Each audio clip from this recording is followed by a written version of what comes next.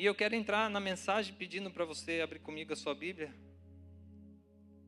É um texto conhecido em Mateus 3, a partir do 17, depois a gente vai ler um pouquinho do 4. Mas são passagens conhecidas, mas talvez a gente vai enxergar um pouquinho de uma forma que talvez a gente não tinha ainda enxergado. Mateus 3, 17. E uma voz do céu disse: Esse é o meu filho amado que me dá grande alegria.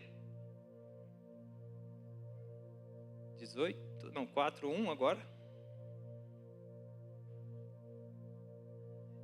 Em seguida, Jesus foi conduzido pelo Espírito ao deserto para ser tentado pelo diabo. Depois de passar 40 dias e 40 noites sem comer, teve fome. O tentador veio e lhe disse: Se você é o Filho de Deus, ordene que essas pedras se transformem em pães. Jesus, porém, respondeu: As Escrituras dizem, uma pessoa 4 não vive só de pão, mas de toda a palavra que vem da boca de Deus. Então o diabo o levou à cidade santa, até o ponto mais alto do templo. E disse: Se você é o Filho de Deus, salte daqui, pois as Escrituras dizem: Ele ordenará aos seus anjos que o protejam, eles o sustentarão com as mãos para que não machuque o pé em alguma pedra. Jesus respondeu: As Escrituras também dizem: Não ponha à prova o Senhor, o seu Deus. Em seguida o diabo o levou até um monte muito alto e lhe mostrou todos os reinos do mundo e sua glória. Eu lhe darei tudo isto, declarou, basta ajoelhar-se e adorar-me.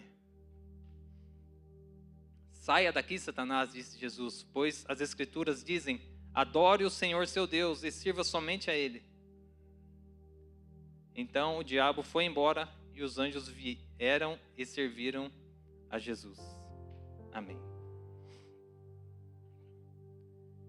E com isso, eu consegui assim tirar 2 pontos.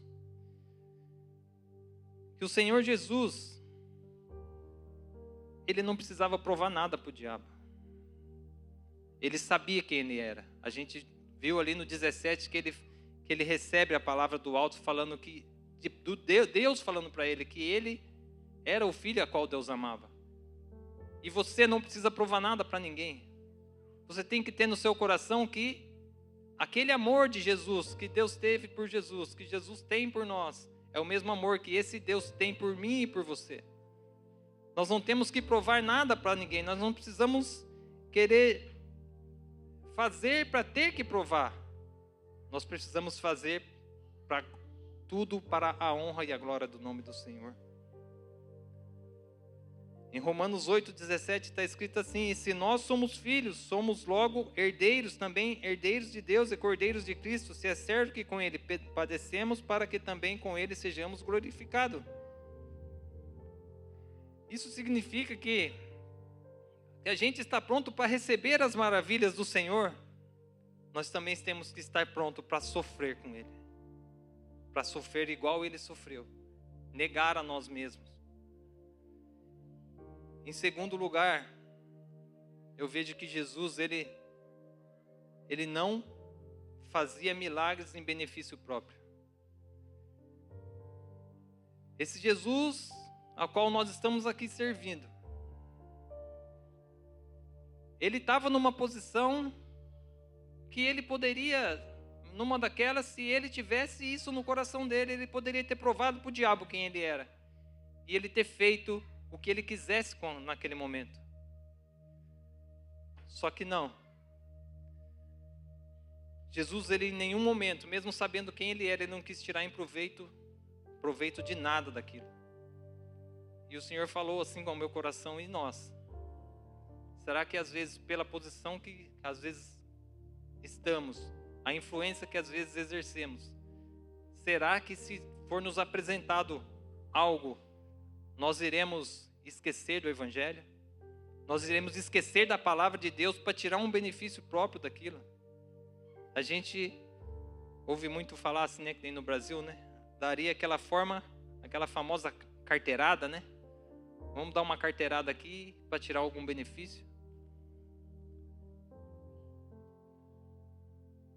Olha como que é interessante, né?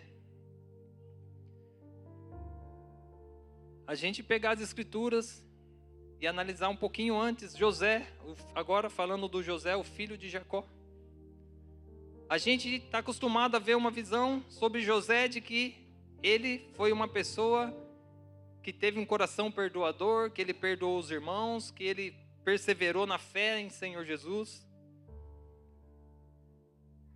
Mas, só que, na verdade, a gente for olhar então para uma outra visão. Na verdade, Deus, ele não queria simplesmente abençoar a José. Deus queria que o povo dele não morresse de fome. Deus usou uma pessoa para salvar todo o povo que estava ali no Egito. Então não foi por José. Não foi sobre José. Foi sobre o povo de Deus. Por uma pessoa, Deus usou uma pessoa para salvar a humanidade toda, todo o povo de Deus.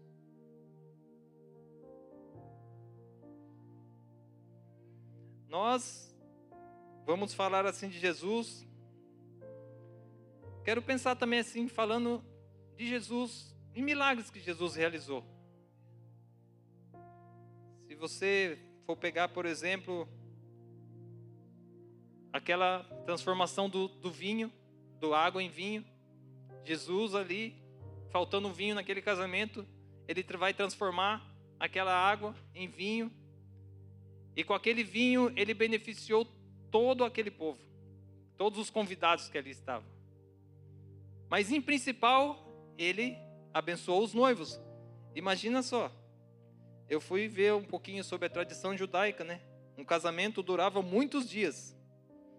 O vinho era o símbolo de riqueza e alegria. A falta do vinho significaria o fim das bodas. O pai da noiva poderia entender que o noivo era incapaz de sustentar a casa por causa do vinho, se faltasse aquele vinho. Mas Jesus não deixou faltar o vinho. Jesus abençoou os noivos, mas Jesus abençoou todos que estavam ali. Nunca foi só por causa de uma pessoa. Foi sempre pensando no coletivo. Na multiplicação dos pães, Jesus pega ali aquele povo, né? Ele sai, está num barco na água, ele vê aquele povo todo, ele se comove, fala, nossa, já está tarde, esse povo está tudo aí sem comer. Aí os discípulos falam, mas onde nós vamos arrumar o que comer para esse tanto de gente? Mas não tem nada aí. Jesus fala, tem 5 pães e 2 peixinhos. Então manda o povo sentar aí, na grama aí, que nós vamos dividir esses 5 pão aí para todo mundo. E sobrou. A palavra fala que sobrou. E mais uma vez a gente vê Jesus, ele usando uma pessoa, usando talvez aquele alimento que era daquele rapaz. Talvez daria para ele quantos dias? 1 dia ou 2? Mas ele usou aquele pouquinho, que era para uma pessoa. Ele alimentou uma multidão. E o Senhor colocou muito isso assim no meu coração, né? Que às vezes a gente passa assim por necessidade, às vezes você tem passado por alguma necessidade, às vezes você tem buscado alguma coisa. E você tem orado, Senhor, eu quero isso porque eu quero e porque eu quero. Mas por que você quer? Quem vai ser beneficiado com isso que você está querendo? Nós temos que aprender a mudar um pouco o nosso querer. Como nós lemos já que pede, mas não recebe porque pede mal. Precisamos aprender a pedir. Nós já oramos, já tivemos os cultos passados aqui falando bastante sobre a gente orar a palavra. E nós precisamos entender que nunca vai ser sobre nós. Deus vai nos usar, mas é porque Ele quer abençoar muita gente que está em volta de nós. Porque com isso tudo que eu estou passando assim, eu sinto que não foi só, não, lógico, não só eu estou passando, mas houve um mover muito grande de Deus no meio nosso aqui dos diáconos, relacionado a isso. Foi algo assim, tremendo que Deus fez. E às vezes você pode estar passando por alguma coisa, buscando uma resposta para aquilo. Ou em vez de buscar uma resposta, você fica assim indagando a Deus, mas por que, Senhor? Por quê? Por quê? Por quê? Ao invés de perguntar para quê? O que eu tenho que aprender com isso, Deus? Tem mais alguém que está do meu lado que o Senhor também quer ensinar alguma coisa, Senhor? Que nós precisamos entender que não é sobre você, não é sobre mim exclusivo, é sobre o coletivo, sempre foi. E na sequência dessa passagem aqui, só que eu peguei em Mateus agora, 14, 22, mas é a mesma passagem. Jesus ele vai caminhar sobre as águas. Vamos ler Mateus 14, 22?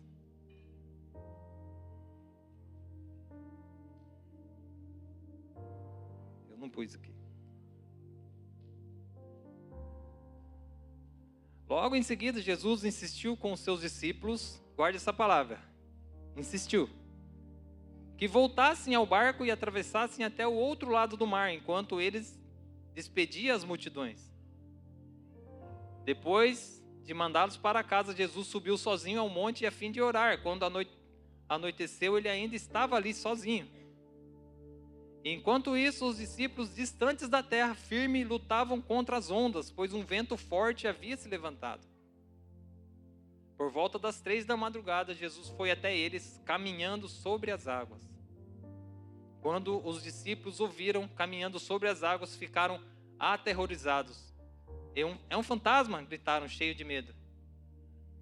Imediatamente, porém, Jesus lhes disse: não tenham medo, coragem, sou eu.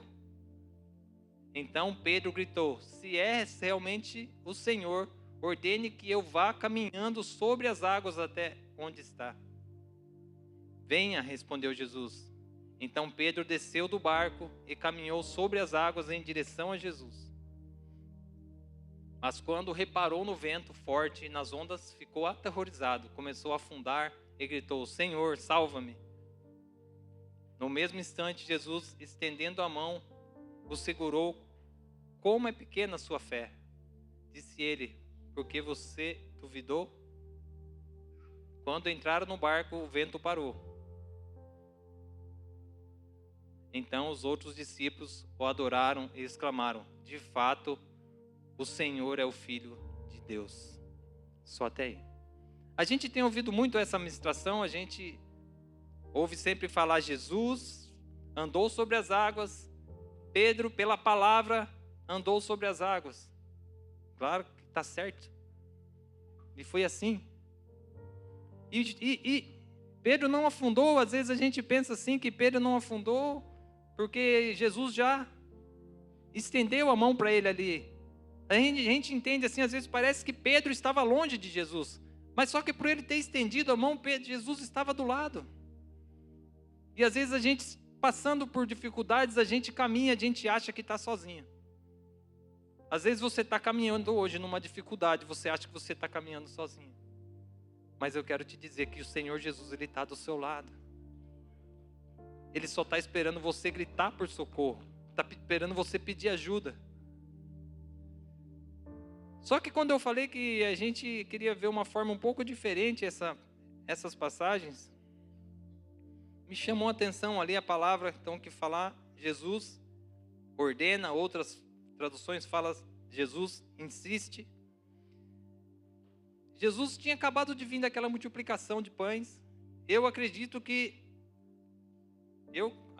Jesus tinha alguma coisa para tratar ali com os discípulos. Porque Jesus insiste que eles vá. Eles não queriam ir, porque Jesus está insistindo, quer dizer que eles não querem ir. Mas Jesus fala: não, eu quero que vocês vai. Né? E eles foram.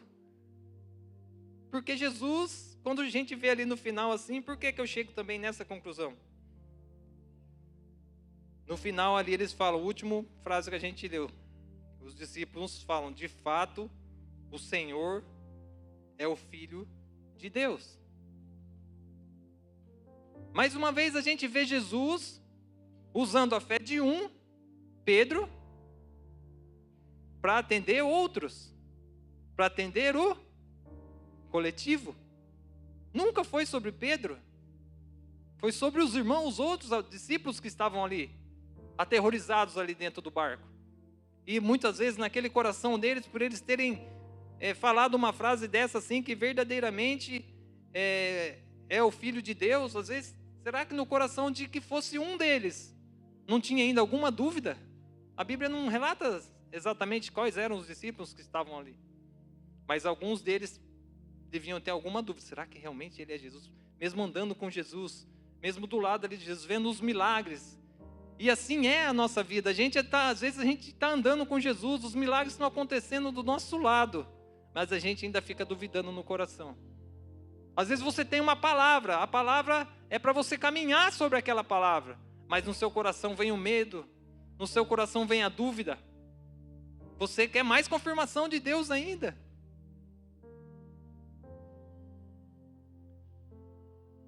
E nós vemos mais uma vez então, Jesus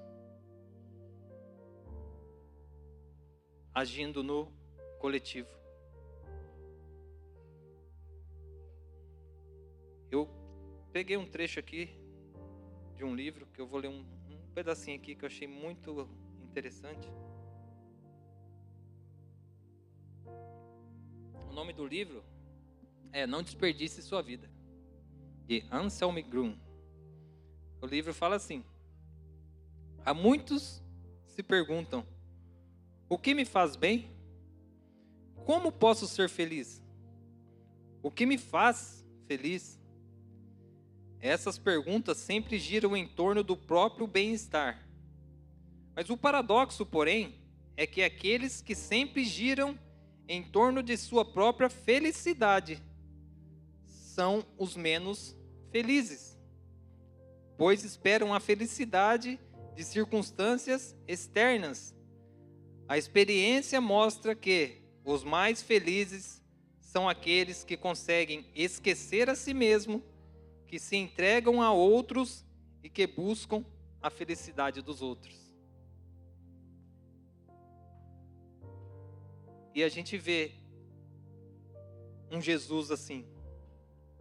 Em nenhum momento ele esteve preocupado em querer ser e em estar. Pelo contrário, quando o povo queria proclamar ele rei, ele fugia, ele saía de perto, porque ele não queria. Ele sabia o propósito que Deus tinha na vida dele. Gálatas 3, 13 e 14 fala: Porém Cristo, tornando-se maldição por nós, nos livrou da maldição imposta pela lei. Como diz as Escrituras, maldito todo aquele que for pendurado numa cruz. Cristo fez isso para que a bênção que Deus prometeu a Abraão seja dada por meio de Jesus Cristo aos não-judeus, e para que nós recebamos por meio da fé o Espírito que Deus prometeu. E Jesus fez para os não-judeus. Tem um não-judeu aí do seu lado? Fala, é por você. Fala para ele, olha para ele e fala, é por você, não-judeu. Se você for judeu, é por você também. É por nós.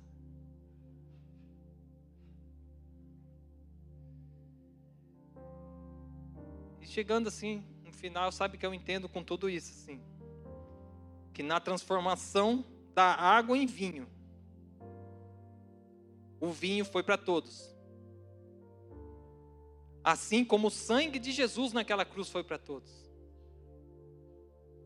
Aqueles pães foram para todos que ali estavam. Assim como o corpo de Cristo foi para todos. Ele foi humilhado por todos nós. E assim como Israel foi a noiva escolhida, nós temos o prazer, assim, a felicidade de sermos os convidados. O Senhor nos convida para ter parte com Ele. O Senhor nos convida para termos uma vida de comunhão com Ele, mas sempre entendendo que não é sobre mim, é sobre Ele. Porque se a gente for analisar mesmo a vida de Jesus, para ele, olha, cuidado com o nó na cabeça. A vida de Jesus para ele nunca foi sobre ele. Ele viveu pela nossa vida, por nós, né? Por mim e por você. E quem foi que disse que na nossa vez teria que ser diferente? Que nós iríamos ter que viver para nós mesmos. Nós fomos chamados para sermos missionários. Nós somos chamados para nos preocupar com almas. Porque foi através daquela morte, foi através daquele sofrimento todo que Jesus passou por nós. Nós temos que retribuir a Ele como? Focando nesse nicho nosso, que são pessoas. Eu quero abrir Isaías, pedir para projetar Isaías 53. Não tem como não falar de Isaías 53. Sei que o pastor Tiago, na última ministração dele, ele leu Isaías 53.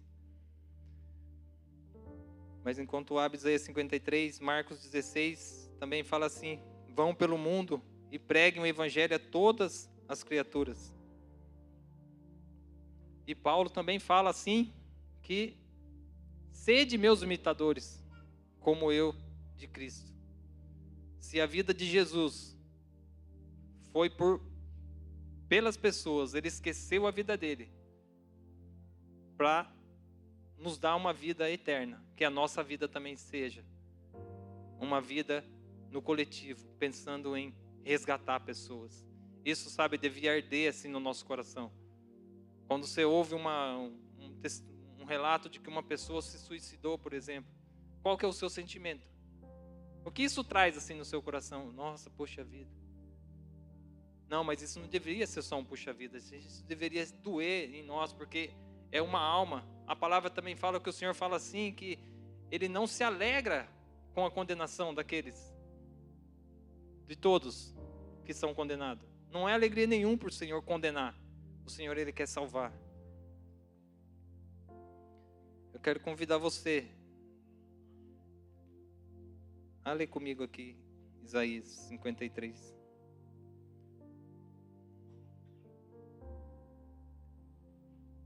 E queria convidar você a ficar de pé. Depois de Isaías 53, aí nós vamos orar.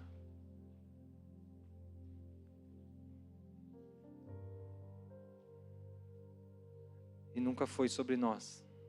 Nossa vida não é sobre nós, é sobre Ele. Isaías 53 fala assim: quem creu em nossa mensagem? A quem o Senhor revelou seu braço forte? Meu servo cresceu em sua presença, como tenro broto verde, como raiz em terra seca. Não havia nada de belo, nem majestoso em sua aparência, nada que nos atraísse. Foi desprezado, rejeitado, homem de dores, que conhece o sofrimento mais profundo. Demos as costas para ele e desviamos o olhar. Ele foi desprezado e não nos importamos. Apesar disso, foram as nossas enfermidades que ele tomou sobre si, e foram as nossas doenças que passaram sobre ele. Pensamos que seu sofrimento era castigo de Deus, castigo por sua culpa.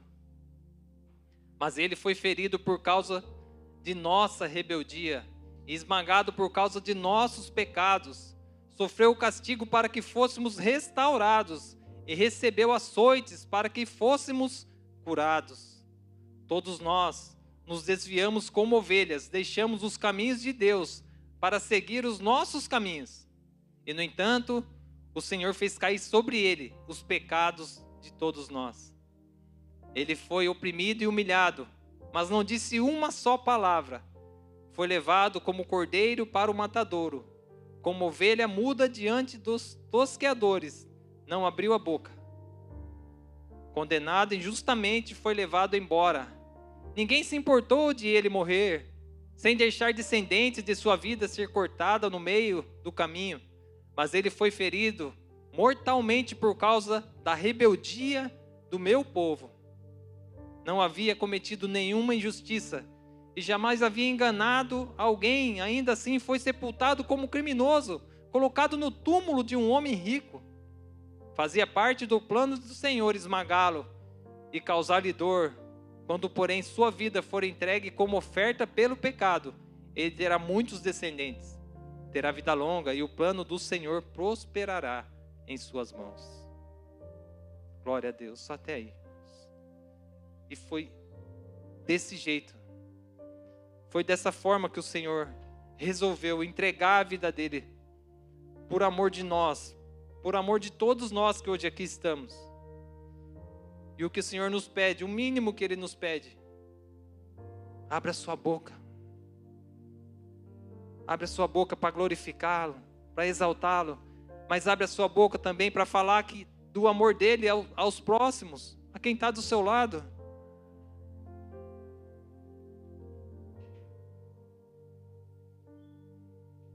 Eu quero aproveitar essa oportunidade e quero perguntar a você que está aqui, talvez não só quem é visitante, mas quem já tem mais tempo de igreja, que às vezes ainda, até hoje não teve coragem, teve medo, vergonha de entregar a sua vida para o Senhor Jesus. Eu quero ver se no nosso meio tem alguém que quer aceitar Jesus como seu único e suficiente Salvador. Não é nada demais, irmãos. É só vamos declarar no mundo espiritual que agora você pertence ao Senhor Jesus.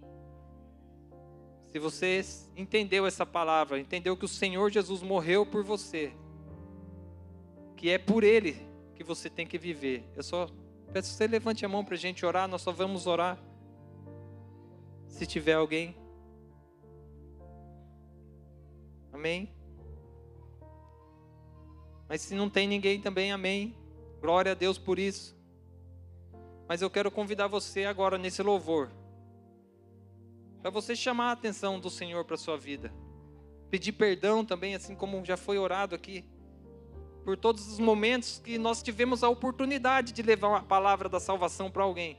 De simplesmente colocar uma sementinha e você desperdiçou aquela semente. Eu quero que você peça assim para o Senhor, que sabe aquele sentimento que o Senhor tem, que eu acho que deve ser de muita dor, quando uma pessoa perdida não tem mais a chance da salvação, que encontra a morte dessa vida sem ter uma vida, um relacionamento com o Senhor Jesus. Que você peça, Senhor, me faz sentir esse sentimento que o Senhor tem, Pai. Esse sentimento, essa dor que o Senhor sente no seu coração, eu preciso sentir também no meu coração, porque eu preciso também ter esse amor pelas almas. Eu não posso tratar as pessoas como se fosse simplesmente só mais um. Não, nós precisamos buscar em Deus esse sentimento. Se você não tem esse sentimento no seu coração, peça a Deus, mas peça com convicção, e também peça tendo a certeza de que o Senhor vai fazer. Porque se você está pedindo é porque você quer e Ele vai fazer. Então só peça também se você realmente estiver disposto a pagar o preço por isso. Que foi por Ele todas as coisas. É para Ele, por Ele são todas as coisas. E é dele, por Ele são todas as coisas. Aleluias. Clame a Deus. O louvor vai tocar e eu quero que você ore ao Senhor. Você pode cantar também, mas não comece a cantar sem primeiro orar. Sabe, coloque-se diante do Senhor, coloca diante do Senhor todas essas falhas que você já fez, já teve. Essa sua incapacidade, sentimento de incapacidade, porque você não é incapaz. O medo que você tem, a vergonha que às vezes você tem de querer falar do Evangelho. Repreenda todo esse medo agora, toda essa vergonha. Não faz sentido a gente sentir medo, a gente sentir vergonha, se foi por nós. Foi por nós que Ele morreu. Se eu quero me beneficiar disso, por que eu vou ter vergonha disso?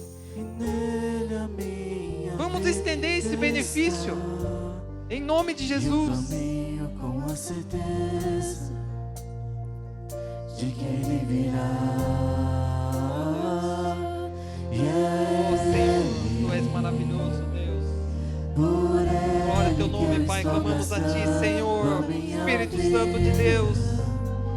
Foi por nós, Senhor, todo aquele sofrimento, meu Pai. Tudo, Senhor, que o Senhor derramou, aquele sangue, Senhor, foi por nós. O Teu corpo, Senhor, foi massacrado, foi perfurado, foi espancado. Foi por nós, Senhor. Oh, Deus amado, perdoa nossas fraquezas, Senhor. Perdoa, Senhor amado, porque muitas vezes, Senhor, temos, de certa forma, negado, Senhor amado, esse sacrifício. Perdoa, Senhor, porque muitas das vezes deixamos, Senhor, de semear na vida do outro, Senhor.